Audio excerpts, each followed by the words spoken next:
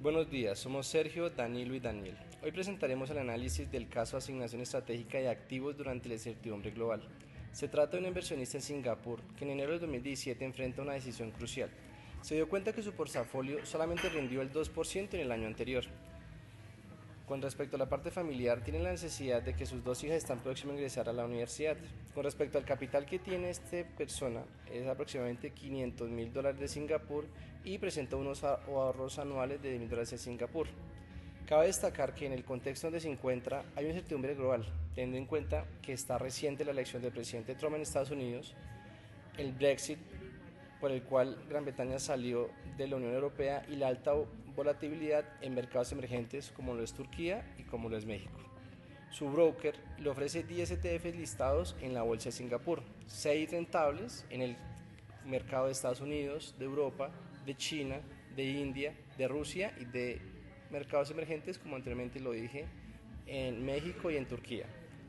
También observa que presenta un beneficio en 4 bonos de renta, ya sean bonos asiáticos, bonos que son de alto rendimiento, OTIP estadounidenses y bonos gubernamentales de la zona europea. En este caso aplicaremos la teoría de Markovich para encontrar el portafolio óptimo. Evaluaremos activos alternativos como el oro y el REITs y finalmente presentaremos una recomendación que equilibre sus necesidades familiares y objetivos de crecimiento. El inversionista tiene 20 años de experiencia y ha seguido una estrategia de diversificación desde la crisis financiera del 2009, mantiene una posición neutral con respecto al mercado estadounidense. Sin embargo, el nuevo panorama político con respecto a la elección de Trump en Estados Unidos y económico lo cuestiona. Realmente sí es la manera de diversificar su dinero.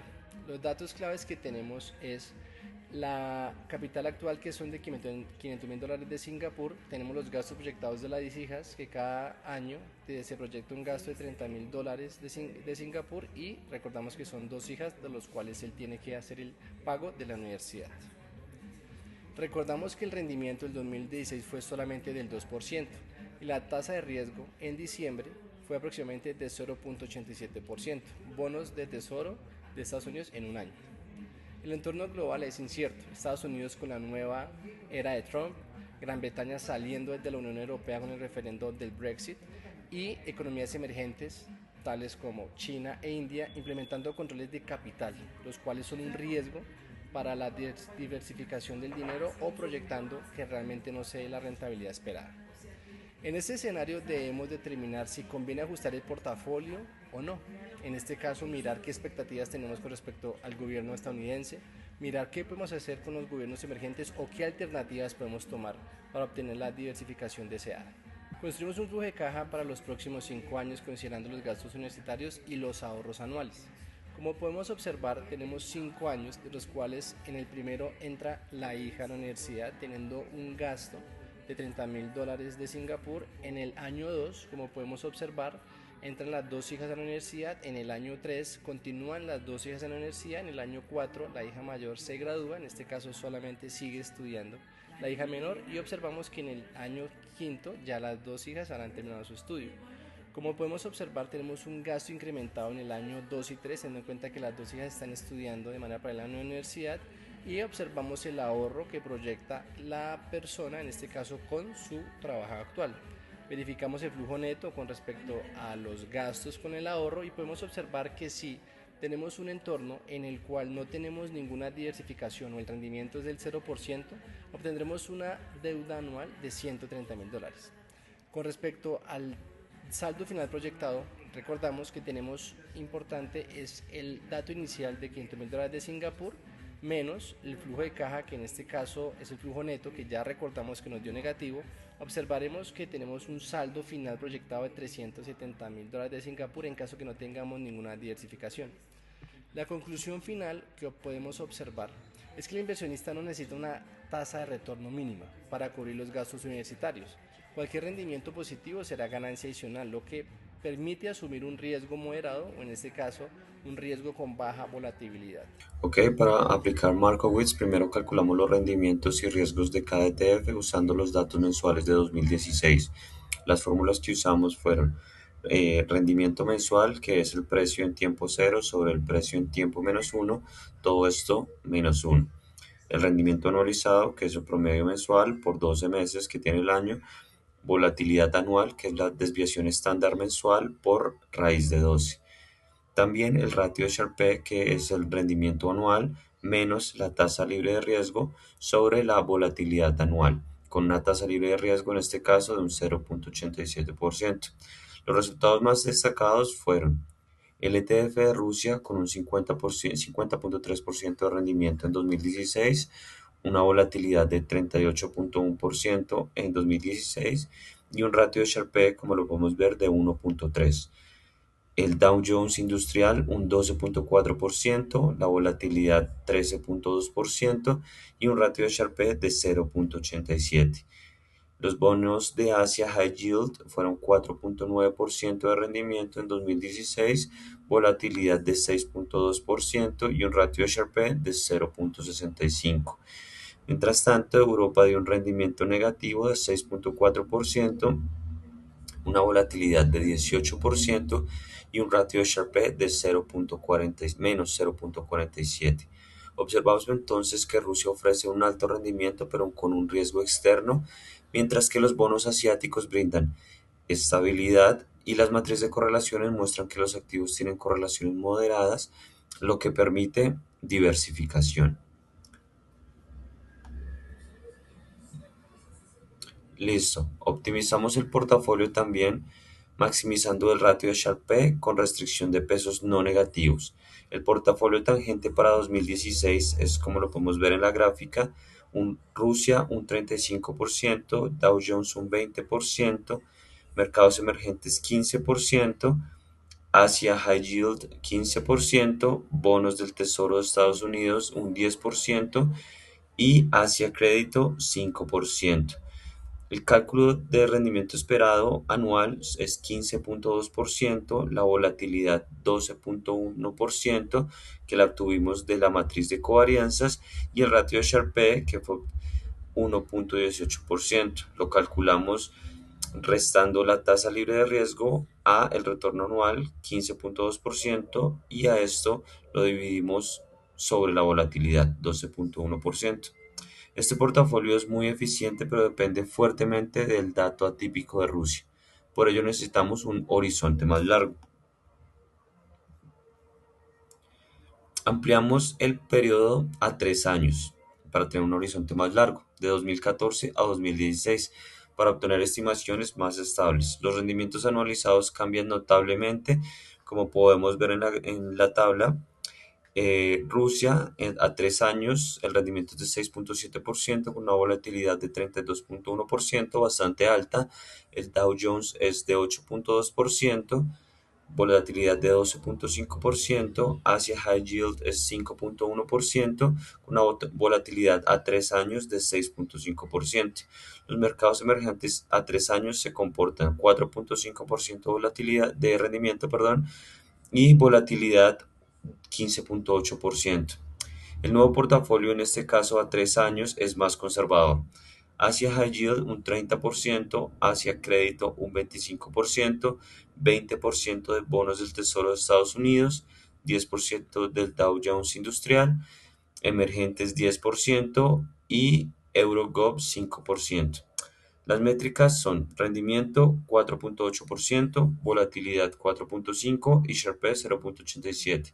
Esta sería nuestra base estratégica mucho más realista para un largo plazo.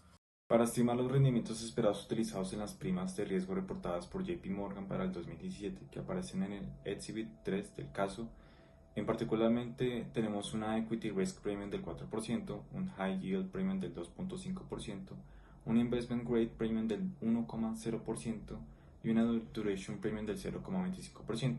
Partiendo de una tasa libre de riesgo del 0.87%, calculamos los rendimientos esperados para cada tipo de activo. En acciones, por ejemplo, sumamos la prima del 4% a la tasa libre de riesgo, lo que nos da un rendimiento esperado del 4.87%. Para bonos de High Yield, el rendimiento esperado sería el del 3.37%, en bonos Investment Grade del 1.87% y en bonos de gobierno, considerando solo la prima por duración, aproximadamente el 1.12%. Con estos rendimientos esperados realizamos la optimización del portafolio táctico.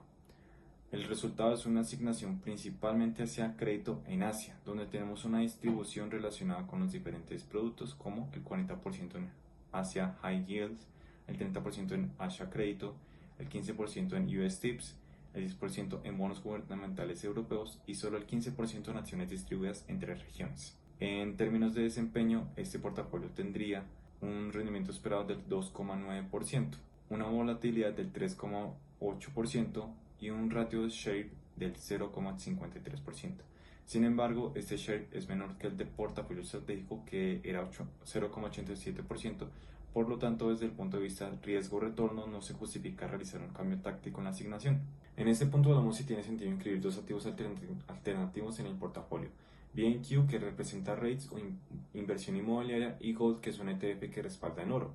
Primero lo que hicimos fue convertir esos precios de dólares a dólares de Singapur usando el tipo de cambio mensual que aparece en el Exhibit 2C, para que todos los rendimientos fueran comparados dentro de su portafolio. Cuando calculamos los rendimientos entre 2014 y 2016, encontramos que BNQ tuvo un rendimiento promedio anual del 7,2%, con una volatilidad del 18,5%. Gold, por su parte, tuvo un rendimiento promedio de 5,8%, con una volatilidad del 16,2%. Después analizamos cómo se relacionan con la renta variable. BNQ tiene una correlación del 0,6%, que es moderada, mientras que Gold tiene una correlación muy baja del 0,15%. Lo que lo hace especialmente interesante es diversificar. En términos de ventajas, el oro ayuda mucho a diversificar el portafolio y suele actuar como protección en periodos de crisis. Y los rates aportan ingresos por dividendos y además de dar una exposición al mercado inmobiliario. Pero también hay desventajas. A considerar, existe un riesgo cambiario entre el dólar y el dólar de Singapur. El oro no genera dividendos y además estos activos pueden implicar mayores costos de transacción. En resumen, aunque ambos pueden aportar diversificación, su inclusión debe evaluarse cuidadosamente por el riesgo cambiario y costos asociados. Bueno, entonces el portafolio final recomendado serían estos dos activos. El primero sería el Asia High Yield Bond, que son bonos asiáticos de alto rendimiento, un 25%.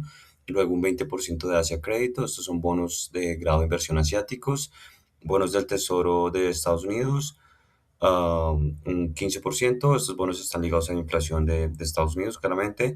El BNQ Real Estate, un 15%, son fideicomisos inmobiliarios.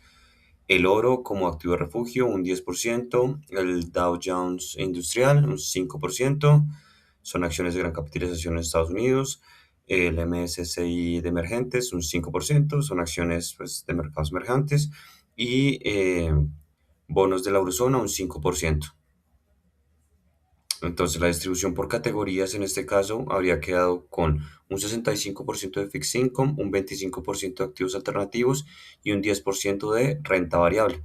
Las métricas finales en este caso serían un rendimiento esperado del 5,1% anualizado, volatilidad del 4,8%, el ratio de Sharpe es 0,88 y un saldo proyectado a 5 años contando retiros y reinversión aproximadamente 580.000.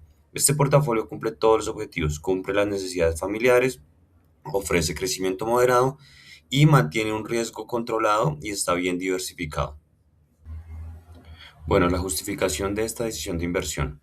Nosotros justificamos nuestra decisión primero en necesidades familiares, como lo mencioné, cubiertas incluso sin rendimiento, son 360.000 asegurados. El portafolio a primer año, si bien tiene un Sharpe alto, es poco realista por depender del dato extremo de Rusia.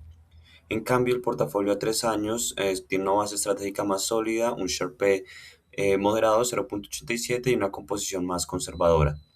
La asignación táctica no mejora el resultado, es un 0,53 de Sharpe contra un 0,87. Estos activos alternativos que incluimos elevan ligeramente el Sharpe a 0,88, aportando diversificación y protección. Con el portafolio final partiendo de 500.000 y realizando los retiros proyectados, el saldo estimado en 5 años es de 580.000, que sería un crecimiento del 16% sobre el capital inicial. La teoría de Markovich es una herramienta poderosa, pero tiene limitaciones importantes que debemos considerar en la práctica. ¿Qué podemos obtener? Tiene la dependencia de datos históricos. El pasado no garantiza el futuro. En este caso, las estimaciones basadas entre el 2014 y el 2016 pueden no repetirse. Hay una sensibilidad a los outputs, a las entradas que tenemos. Pequeños cambios de rendimientos o esperados o tener una correlación puede alterar drásticamente la asignación óptima que estamos esperando. Supuesto de normalidad.